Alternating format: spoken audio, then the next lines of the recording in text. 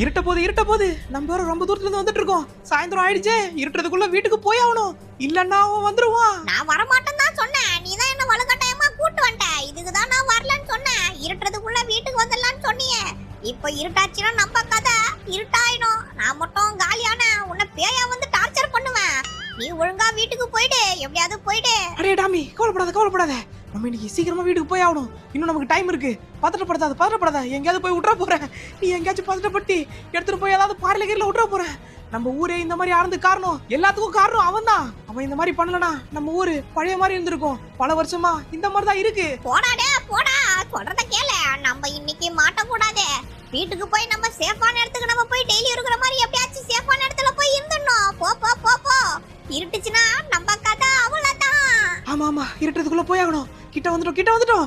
வீட்டுக்கு போயிடலாம், கவலைப்படாத. இன்னும் கொஞ்ச நேரம் நமக்கு டைம் இருக்கு. அதுக்குள்ள நம்மளோட சேஃபான இடத்துக்கு நம்ம போயிடலாம். கிட்ட வந்துட்டோம், வீட்டுக்கிட்ட வந்தாச்சு. போ சூரியன் கொஞ்சம் கொஞ்சமா மறையுது.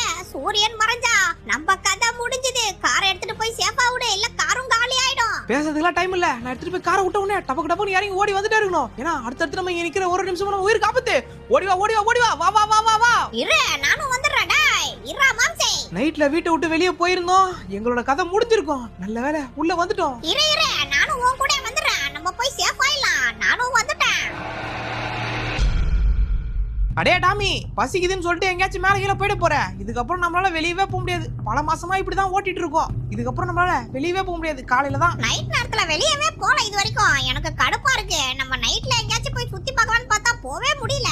ஏற்கனவே நிறைய பேர் செத்துட்டாங்களா. நம்ம போனா நம்ம கதையும் அவ்வளவுதான். 12 o'clock midnight.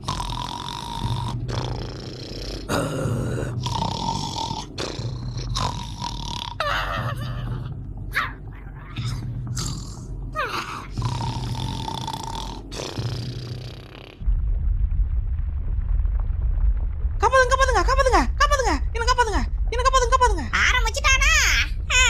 இனி தூங்கன மாதிரிதான்.